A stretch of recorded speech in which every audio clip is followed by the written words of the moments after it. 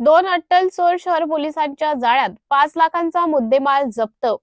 खामगाव शहर पोलीस स्टेशनचे कर्मचारी नांदुरा रस्त्यावर पेट्रोलिंग करीत असताना त्यांना स्टेट बँक एडीबी शाखेसमोर दोन इसम दुचाकीवरून संशयास्पद हालचाली करताना दिसून आले। पोलिसांनी त्यांची कसून चौकशी केली असता ते बाहेर राज्यातील अट्टल चोर असल्याची माहिती समोर आली आणि त्यांनी आपली नावे पप्पूराम अर्जुनलाल जाट व राजू बालू जाट असे दोघी राहणारे जिल्हा भिलवाडा राजस्थान असल्याचं सांगितले आहे।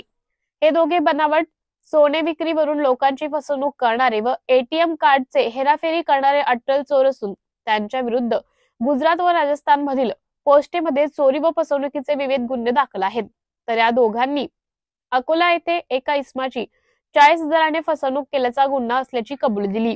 पोलिसांनी दोघांना अटक करून त्यांच्या जवळून नगदी 90,000, सोने चांदीचे दागिने व दुचाकीसह एकूण 5,02,568 रुपयांचा मुद्देमाल जप्त केला।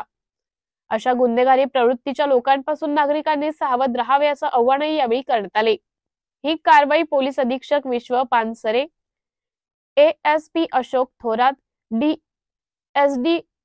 एसडीपीओ विनोद ठाकरे यांच्या मार्गदर्शनाखाली ठाणेदार रामकृष्ण पवार यांच्या आदेशान्वये एपीआय भागवत मुळीक, पोलीस सहाय्यक constable Gajanan Borse, police Sagar Bharat, police constable Ravindra Kannar, police constable Ganesh Kolhe, police constable Rahul Tharkar, police constable Amardeep Singh Thakur व पोलीस कॉन्स्टेबल अंकुश गुरुदेव यांनी केली।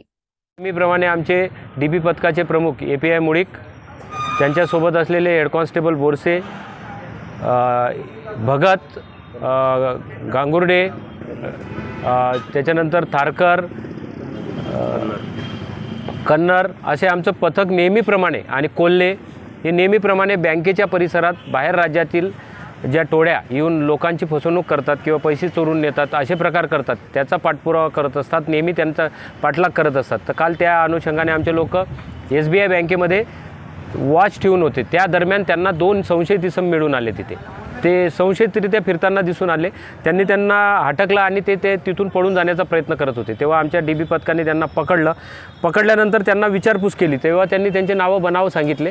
त्याच्यानंतर त्यांना थोड्या वेळात विश्वासात घेऊन विचारपूस केला असता त्यांनी त्यांचे नावं पप्पूराम अर्जुनलाल जाट, राहणार राजस्थान, जयपूर आहे, हा भिलवाड्याचा आहे। दुसरा राजू बालू जाट, बिडका खेडा भिलवाडा इथले दिसून आले। तर त्यांच्याजवळ त्यांच्या अंगझडतीमध्ये आम्हाला बनावट ATM कार्ड मिळाले 10। त्याच्यानंतर त्यांच्याजवळ सोन्या चांदीचे दागिने मिळाले आणि नगदी 90,000 रुपये पण मिळाले।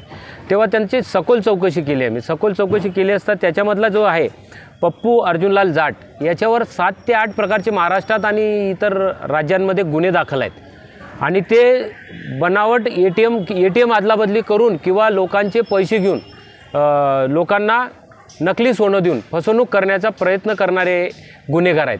त्यांना काल पकडल्याने काय झालं आहे, आपल्याकडे एक मोठा गुन्हा होण्यापासून वाचलेला आहे आणि एक गुन्हेगार निष्पन्न झालेले आहेत।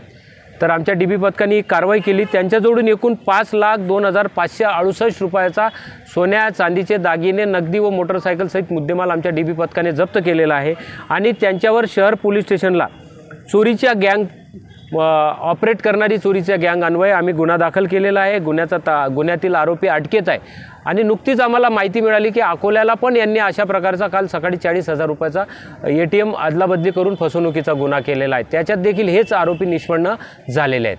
ही कारवाई आमचे पोलीस अधीक्षक माननीय विश्व पानसरे सर, माननीय अपर पोलीस अधीक्षक Thorat sir, SDPO Shri Vinod Thackeray sir आणि LCB PI अशोक लांडे यांच्या सर्वांच्या मार्गदर्शनाखाली व यांच्या सूचनेप्रमाणे ही कारवाई आमच्या डीबी पथकाने केलेली आहे। तर मी सर्व नागरिकांना ही विनंती करतो की अशी ATM अदलाबदली करणारी टोळी असेल किंवा बँक परिसरातून आपण जाताना वयोवृद्ध इसम किंवा कोणी पैसे काढतो तर त्यावेळेस आपल्याकडून हलगर्जी झाली नाही पाहिजे। नुकतीच एक अशी माहिती मिळते की असे गुन्हेगार काहीतरी अंगावर ऑइल फेकतील, शाई फेकतील किंवा काहीतरी उष्ट फेकतील, अशा प्रकारे गुन्हे करण्याची यांची मोडस ऑपरेंडीतले पण गुन्हेगार आहेत। तर सर्व नागरिकांनी याच्यात सतर्क राहणे, जागरूक राहणे ही आवश्यकता आहे। ही सगळ्यांची जबाबदारी आहे की गुन्हेगार बाहेर राज्यातून बँक परिसरात येतात आणि आपली फसवणूक करतात। तर याकडे आपण सगळ्यांनी दक्ष राहून, सगळ्यांना विनंती करतो, सगळ्या नागरिकांनी दक्ष राहणे गरजेचे आहे।